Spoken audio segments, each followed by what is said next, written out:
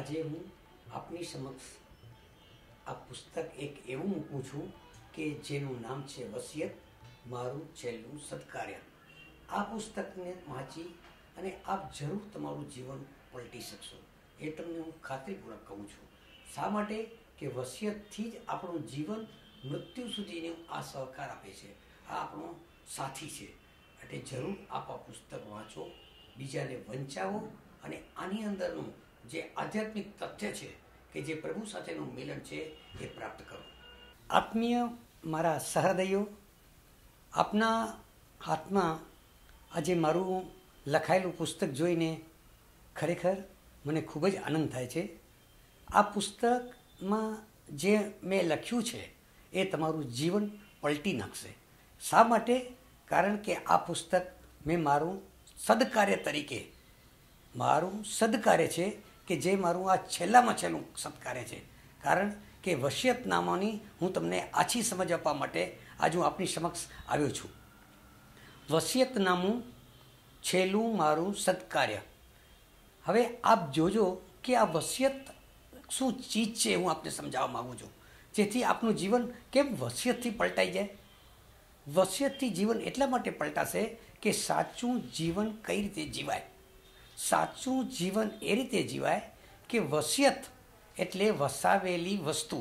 વસાવેલી વસ્તુ જ્યારે એનો ઉપયોગ પ્રભુની સાથે મળીને કરવામાં આવે, એટલે કે પ્રભુને સમર્પિત કરીને આવે, ત્યારે તમે સાચું જીવન જીવી શકો।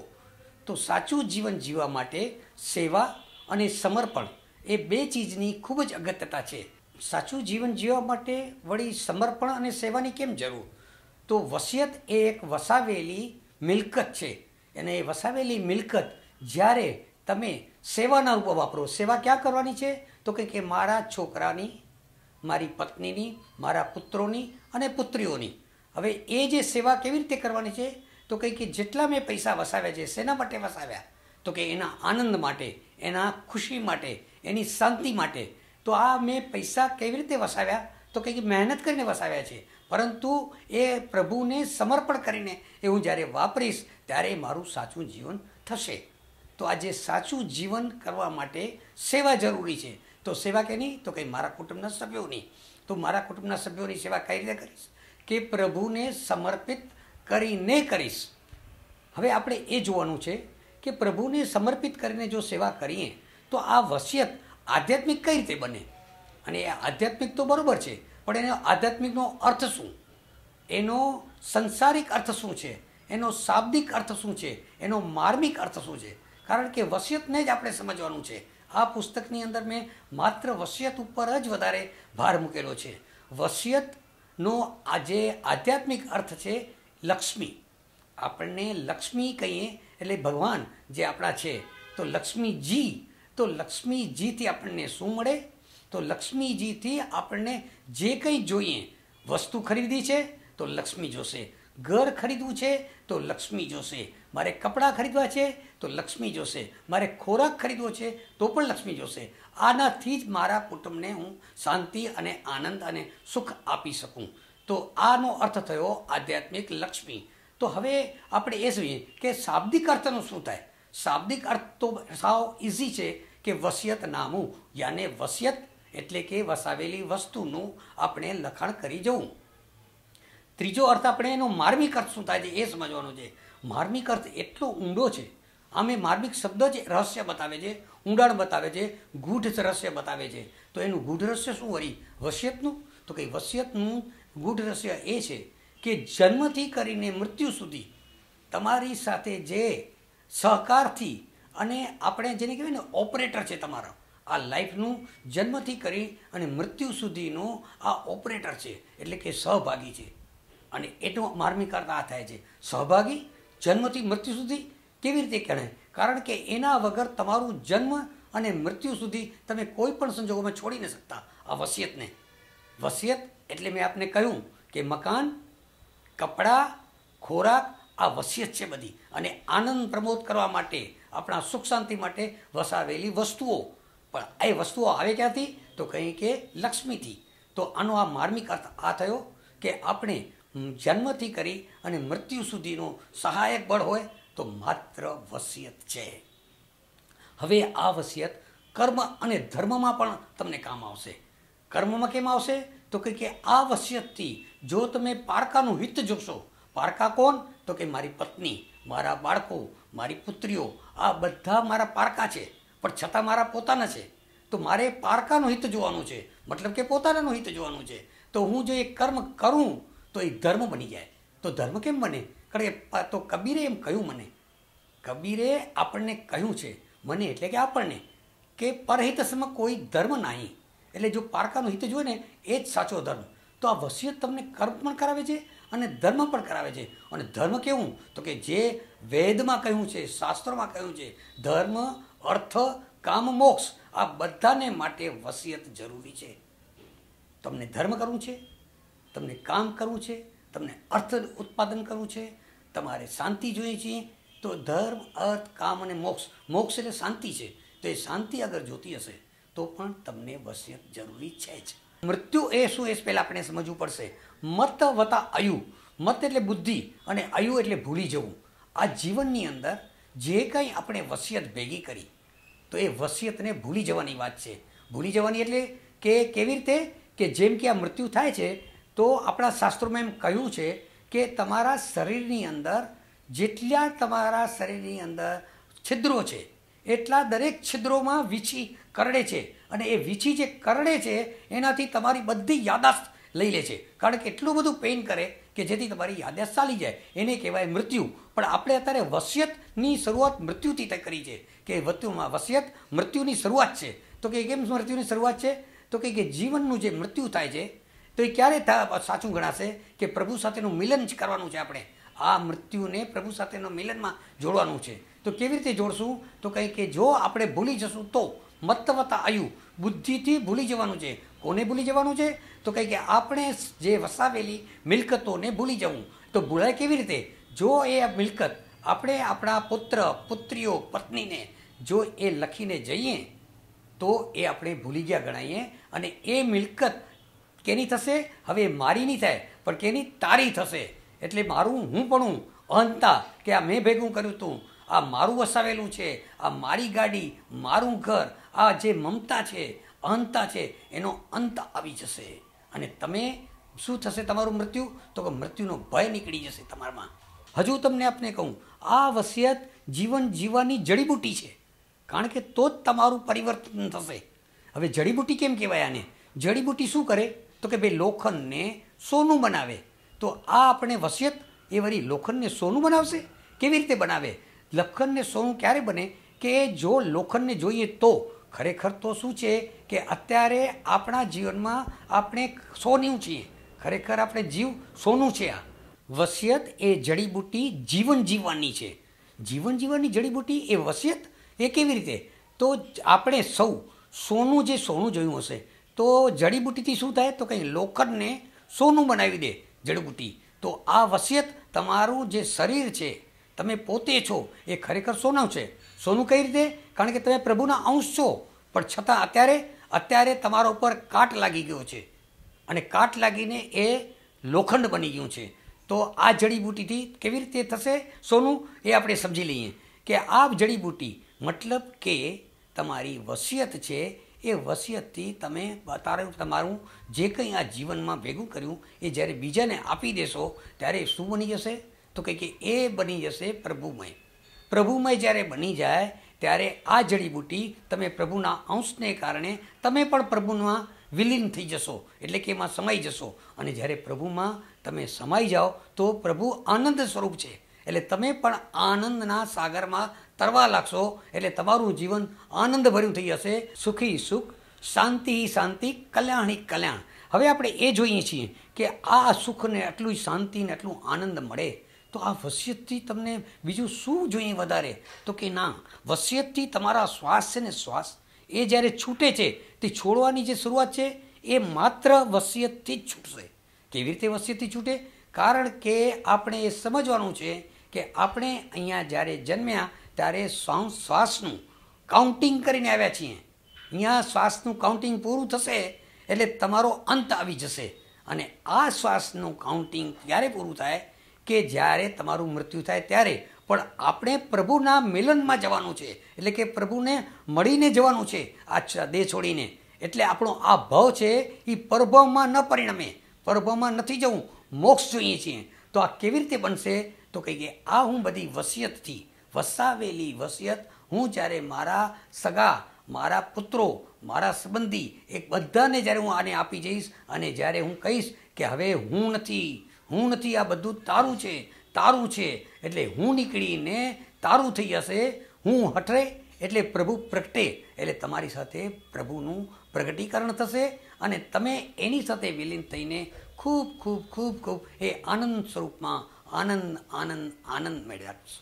હું નથી, તું છે. મતલબ કે મારું આ બધું હું કરીને મેં ભેગું કરતું, હવે હું તને આપીને તારું કરું છું. અને આ હું હટશે તો હરિ પ્રગટ થશે. હરિ પ્રગટ થશે એટલે તમે આનંદની અંદર ગરકાવ થઈ જશો. અને હવે ખરેખર તમારું જે કાર્ય વસિયત હવે શું કરે છે?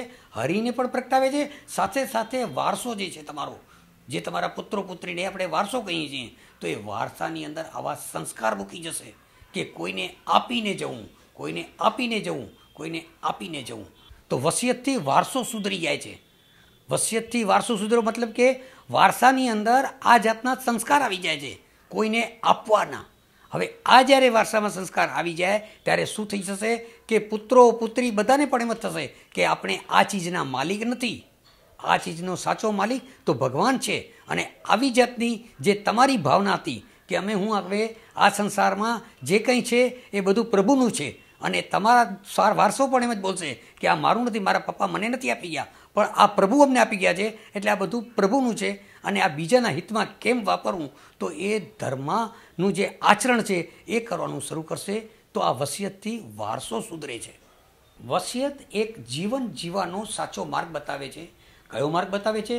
કે જીવન કેવી રીતે આનંદમય, કેવી રીતે શાંતિમય, કેવી રીતે કલ્યાણકારી જીવવું, એની તમને આ વસિયત બતાવે છે રીત અને રસમ. કઈ રીતે રીત? તો કઈ રીત કોઈને પણ આપવાની. સૌથી પહેલાં કેની સેવા કરવાની છે, કેને આપી જવાનું છે? તો કે પોતાના કુટુંબીજનને, પોતાના સંતાનોને, પોતાના લોહીની સગાઈને આપી જાઓ. અને એ લોહીના સગાઈ આનું તમે આપવાથી બમણું થતું હોય છે. અને એ આપ્યાથી બમણું થશે ત્યારે તમારા સંતાન બીજાને પણ આપતા થશે, સમાજને આપતા થશે. સમાજ કેને આપશે? તો કે સમાજ દેશને આપશે. આમ કરીને આ આખી વસિયત તમને શીખાડે છે, સાચો માર્ગ બતાવે છે કે જીવન કેમ જીવવું. હવે હું ચોક્કસ કહી શકું કે મારા આ સાચી સંપત્તિ ત્યારે બની કે મારા સંતાનો પણ આ વાતને સમજી ગયા. એટલે હું આ વસિયતથી મારું તો આનંદ, સુખ, શાંતિ અને કલ્યાણ કરું છું, સાથે સાથે મારા સંતાનો પણ બીજાનું કલ્યાણ કરવા પ્રેરાય છે. આ છે વસિયત વસાવવાની સાચી રીત. આ છે વસિયત વસાવીને જીવન જીવવાની સાચી સમજ. વસિયતની સાચી સમજ આપણે ઘણી બધી મેળવી લીધું જેનાથી કે સાચું જીવન કેવી રીતે જવાય. વસિયત એ જડીબુટી છે, વસિયત એ આધ્યાત્મિક, એનો અર્થ શું છે, શાબ્દિક અર્થ શું છે એ સમજ્યા. વસિયતથી વારસો કઈ રીતે આપણે આમાં સંસ્કારી બની શકે છે, વસિયતથી આપણે પ્રભુનું કેવી રીતે મિલન કરી શકીએ છીએ. તો વસિયતની જે જીવનથી મૃત્યુ સુધી વચ્ચેની આ જે કડી છે, તો એ કડી શું કરે છે? તો કે કડી એ કરે છે વસિયતનામું. હવે આ વસિયતનામું એ મારું છેલ્લું સદકાર્ય. શા માટે મેં આ બધું કર્યું છે સદકાર્ય?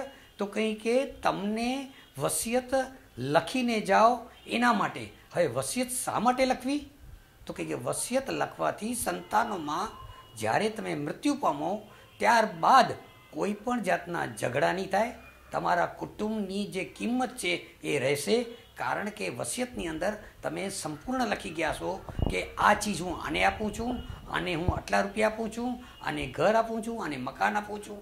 તો જેને મળશે એને ખૂબ ખૂબ ખૂબ ખૂબ આનંદ થશે, એના આખા ફેમિલીને, એની પત્નીને, બાળકોને, કે અમને પપ્પા બધું મૂકીને ગયા અને કેટલું સરસ રીતે આપી ગયા.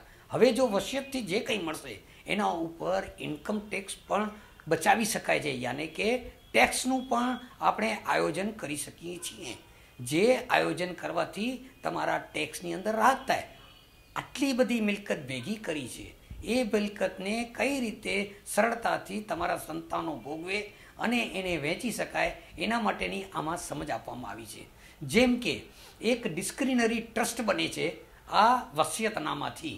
બેના કોઈથી પણ બનતું નથી. તમારી લાખોની મિલકત હોય, તમારા ઘરની અંદર કોઈ પણ બાળક કે જે અપંગ હોય, જેને પૈસાની તો પડી નથી કારણ કે તમારી વચ્ચે, પણ એની વ્યવસ્થા કઈ રીતે કરશો? તો આ ડિસ્ક્રિનરી ટ્રસ્ટથી તમારા અપંગ બાળકોની, તમારા વૃદ્ધ જે કોઈ ચાલી ન શકે, જે કોઈ જે સમજણ જેની ઓછી હોય એવા સંતાનો માટે આ ડિસ્ક્રિનરી ટ્રસ્ટ જો આપ કરી જાઓ તો ટેક્સનો પણ ફાયદો. શા માટે? તો કે આના ઉપર ટેક્સ માત્ર જે ઇન્ડિવિડ્યુઅલ એટલે કે વ્યક્તિગત જે ટેક્સ લાગે છે એટલો જ લાગે, જ્યારે બીજા કોઈ પણ ટ્રસ્ટ ઉપર ડાયરેક્ટ 30%થી 35% તમારા લાગે.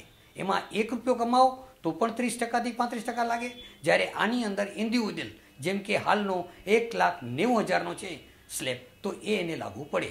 તો આ કેટલી ઊંચી વાત ગણાય. તો આ વસિયતનામું શા માટે કરીને ન જઈએ આપણે? તો આ એક માત્ર મેં તમને ટેક્સની કીધી, પણ સંતાનોમાં ઝઘડા ન થાય એ મોટી વાત છે. આજે મોટા ઉદ્યોગપતિ પણ વસિયતનામું નથી બનાવી જતા, તો એના કુટુંબમાં ઝઘડા થયા છે. જે આપણે બધાએ જાણી લીધું છે કે ગુજરાતના એક ઉદ્યોગપતિ જે મોટા હતા એના બંને ભાઈઓના ઝઘડા થયા. એના સમાધાન માટે કેટલો બધો સમય ગયો, કેટલી બધી શક્તિ ગઈ, અને અંતે સમાધાન થતાં પણ એક ભાઈ સારું કમાય, બીજો ભાઈ સારું ન કમાય, એવા દાખલાઓ પણ આપણી સમક્ષ થયેલા છે. તો આ વસિયતનામું શા માટે ન કરી જવું જોઈએ? બીજું કે વસિયતનામું કરવા માટે એક ખર્ચ પણ ત્યાં થતો નથી. સામાન્ય દસ્તાવેજ બનાવવા માટે આપણને સ્ટેમ્પ પેપર જોઈએ, આપણને એના રજિસ્ટ્રેશન કરાવવા માટે પણ પૈસા જોઈએ, આપણે એના કરાવવા માટે જો તમારે વસિયતનામું કરાવવું હોય તો લીગલ લેંગ્વેજની જાણકારી જોઈએ. પણ આ લીગલ લેંગ્વેજમાં કરાવવા માટે, વસિયતનામું કરાવવા માટે ન તમને લીગલ લેંગ્વેજની જરૂર પડે, તમે સાદી ભાષામાં લખી શકો, ન સ્ટેમ્પ પેપરની જરૂર પડે. વિચાર કરો કે તમે કોરા કાગળમાં લખી શકો છો, ન તમારે કોઈ રજિસ્ટ્રેશન કરાવવાની જરૂર પડે. આવો દસ્તાવેજ તમને ક્યાં મળે? તો શા માટે તમારે આ વસિયતનામું ન બનાવવું જોઈએ? વસિયતનામું જરૂર તમારે બનાવીને જવાનું જ્યાં આટલી સગવડતા હોય કે નોટરી નહીં, રજિસ્ટ્રેશન નહીં, સ્ટેમ્પ પેપર નહીં, લીગલ લેંગ્વેજની જરૂર નહીં, માત્ર કોરા કાગળની અંદર આ બનાવી શકાય છે. તો આપણે આ વસિયતનામું શા માટે ન બનાવવું? જેથી આ સંસારની અંદર જે ઝઘડા થાય એ આપણા સંતાનોમાં ઝઘડા ન થાય. કુટુંબની તમારી કેટલી વેલ્યુ વધી જાય છે. તમે જોશો ને તો આજે કોર્ટની અંદર 80% કેસ માત્ર સંપત્તિના જ કેસ છે, આ વસિયતના જ કેસ ચાલતા હોય છે, જેમાં ગામડામાં ખૂન ખરાબા થાય છે, શહેરમાં થાય છે. તો આ વસિયતનામું બનાવવાથી તમારા સંતાનો ખૂબ આનંદ, શાંતિ, સુખ, કલ્યાણકારી કામ કરતા થઈ જશે. તો ચોક્કસ તમે વસિયતનામું બનાવીને જાઓ. મારા સહભાગી થઈને હું તમને જરૂર એટલું કહું કે તમે આ ઘરે પુસ્તક જેટલું તમે પહોંચાડી શકો એટલું પહોંચાડો. કારણ કે આ જ એક સત્કાર્ય છે કે જેનાથી આપણું જીવન પલટાઈ જશે, બીજાનું જીવન પલટાઈ જશે, અને તમે તમારા સંતાનોને સુખ, શાંતિ અને આનંદ મૂકી જશો. આનંદ પ્રભુનું સ્વરૂપ છે. અને ફરી આપને કહું છું કે આપ પ્રભુ સાથેનું મિલન ચોક્કસ કરી શકશો અને આ ભાવ સુધારીને પરભાવમાંથી મુક્તિ મેળવી શકશો. ઓમ તત્સત.